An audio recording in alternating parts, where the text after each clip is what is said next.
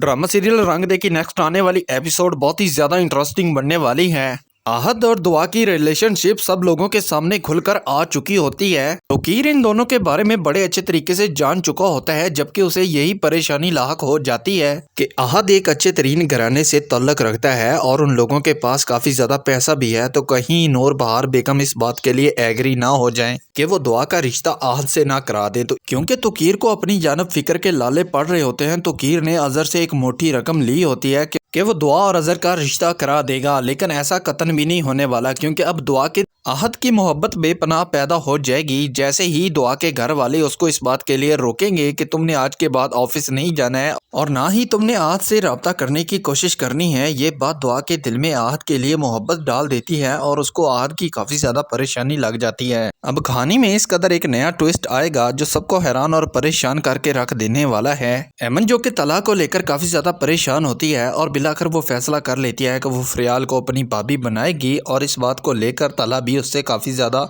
खुश हो जाएगा और वो उसके साथ हंसी खुशी अपनी जिंदगी बिताना शुरू कर देगा। तो जबकि एमन को इस बात का बिल्कुल भी अंदाजा नहीं होता कि आहद की जिंदगी किसी और की तगार पर चल रही होती है, जबकि आहद दुआ को बेइंतहा मोहब्बत करता है और वो किसी भी हालत में दुआ को नहीं छोड़ना चाहता। लिहाजा जब आहद अपनी बहन की मुंह से ये सारी बातें सुनेगा तो वो काफी ज्यादा परेशानी में मुब्तला होकर वहां से चला आएगा। लेकिन जैसे ही वो घर आता है तो आकर अपनी माँ को खरी खरी सुना देता है कि मैं इस बात के लिए कभी भी मुतमईन नहीं था और ना ही होऊंगा। लिहाजा बेहतर तो यही है कि तुम एमन को समझा दो कि इन मामला से वो दूर रहे। अगर उसको दूर नहीं रहना तो मैं आज के बाद एमन के घर नहीं जाऊंगा। जबकि आहद की माँ आहद को काफी ज्यादा समझाने की कोशिश करती है कि बेटा तुम, लिहाजा बेहतर तो यही है कि तुम मेरी इस बात पर एग्री होकर फरियाल से निकाह कर लो। फरियाल एक अच्छी लड़की है और वो तुम्हारी बहन का काफी ज्यादा ख्याल रखती है। लेकिन आहद अपनी माँ को हकीकत सुना देता है और उसे वाज़े बता देता है कि मैं फरियाल से कभी भी निकाह नहीं करूंगा। अगर मेरी जिंदगी में आएगी तो सिर्फ दुआ ही आएगी। ये बात आहद की माँ को काफी ज्यादा परेशानी में मुब्तला कर देगी। उसको इस कदर अपने बेटे की परेशानी लाहक हो जाएगी